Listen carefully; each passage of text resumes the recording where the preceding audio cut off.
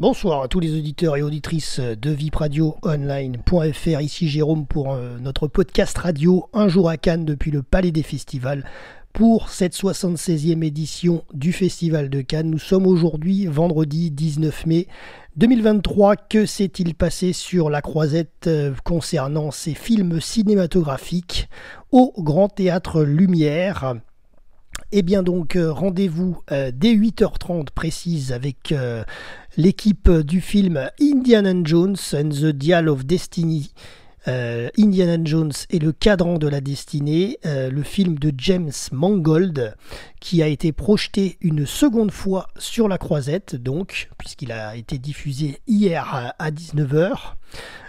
Ensuite, à 11h45, deuxième projection pour le film Black Fleas de Jean-Stéphane Sauvert. Donc film qui est bien sûr en compétition.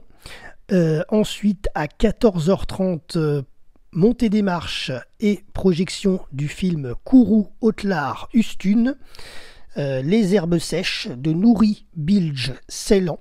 C'est un film qui nous vient de Turquie, de France et d'Allemagne. Il dure 197 minutes.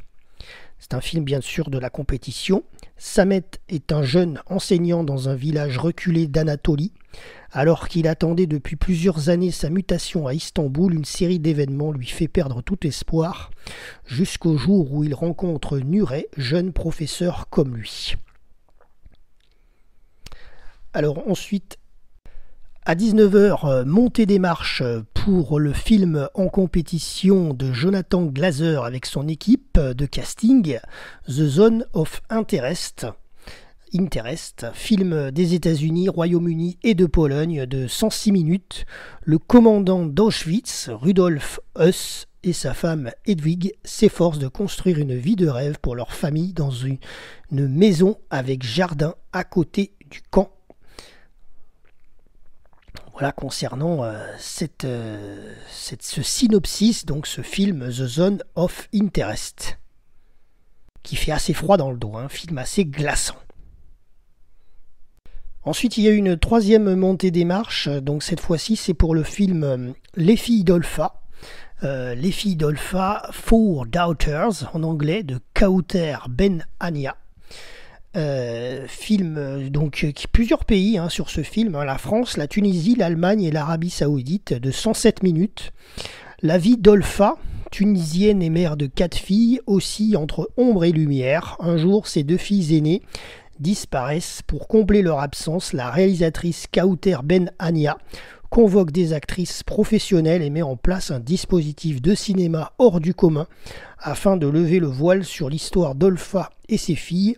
Un voyage intime fait d'espoir, de rébellion, de violence, de transmission et de sororité qui va questionner le fondement même de nos sociétés. Voilà ce film, Les filles d'Olpha en compétition, sélection officielle qui donc a été projeté à 22h. Alors évidemment, il y a aussi le cinéma de la plage, j'allais pas l'oublier, bon c'était un peu avant 22h, c'était à 21h30 précisément, en ce vendredi, je vais y arriver, 19 mai. Par contre, c'est un film justement, en plus dont je voulais vous parler rapidement, enfin là je vais le faire, film polémique qui a été diffusé sur la croisette, film de Géraldine Danon, et le film c'est Flo comme Florence Artaud. Voilà, c'est un biopic, vous avez compris. Ce film est controversé puisque la fille unique d'ailleurs de Florence Artaud a contesté a priori ce film. Donc il y a une procédure qui tournerait a priori. Voilà, je ne vais pas en dire plus, c'est pas le but. Mais voilà, il a été projeté ce soir à Cannes. Par contre, nous, je me permets pour rendre hommage à Florence Artaud, bien entendu, que nous avions déjà rencontré à l'époque de VIP Radio Online, il y a des années à Villefranche, enfin à Saint-Jean-Cap-Ferrat, précisément pour un salon du livre et de la mer, je me souviens très bien, et d'ailleurs Florence Artaud, qui d'ailleurs ses cendres reposent en face de Cannes, sur les îles de Lérins, voilà, sur l'île Sainte-Marguerite. Donc je n'ai pas vu le film de Géraldine Danon, Flo, mais j'essaierai de prendre de tomber dessus quand le film sera diffusé en télévision notamment, parce que là, il fallait être au cinéma de la plage pour le voir, et je n'y étais pas, mais je vous conseille en tous les cas de vous faire votre propre opinion sur ce biopic. Voilà, et juste pour info, faut le savoir, le bateau de Florence Artaud, hein, donc Pierre Ier, le trimaran, avait été racheté par le mari de Gérald Danon, hein, donc Philippe Poupon, qui a racheté ce trimaran pour le biopic du film. Et en plus, il a fait la route du Rhum l'année dernière, là en novembre dernier, avec ce trimaran, pour rendre hommage à Florence Artaud. Et il est arrivé en Guadeloupe. Il a terminé la route du Rhum une ultime fois, une dernière fois, et avec ce fameux bateau de Florence Artaud qui l'avait mené à la victoire, puisque c'est la première femme à avoir gagné la route du Rhum quand même. Voilà. Donc nous qui sommes assez passionnés de voile à la rédaction RVPB, voilà, je voulais vous en parler. Ça, c'était la petite aparté cinématographique. Ensuite, à minuit 30 précisément, a eu lieu la projection. Oui, c'est un peu tard, c'est la séance de minuit. Il y a eu la projection du film hors compétition Omar la fraise de Elias Belkédar, film français de 92 minutes. Et donc, d'ailleurs, je vous donne le casting parce que c'est pas n'importe lequel. C'est Reda Kateb qui interprète Omar la fraise, Benoît Magimel qui interprète Roger et Meriem Amiar, Samia.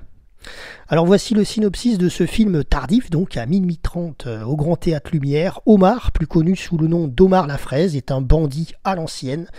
Contraint à la cavale en Algérie, il vit de petites magouilles accompagné de son illustre acolyte Roger. Après avoir régné sur le milieu du banditisme français durant des décennies, ils doivent ensemble accepter leur nouvelle vie alors qu'ils n'ont vécu jusqu'à présent que dans la débauche et la violence. Voilà comment s'est clôturée cette journée de vendredi 19 mai avec un film qui a duré 1h40, pas 1h, je vais pas y arriver ce soir, 1h32 minutes, donc il a fini quasiment à 2h du matin. Voilà, c'était Jérôme depuis la Croisette pour notre débrief Un jour à Cannes. Rendez-vous demain pour un prochain journal radio.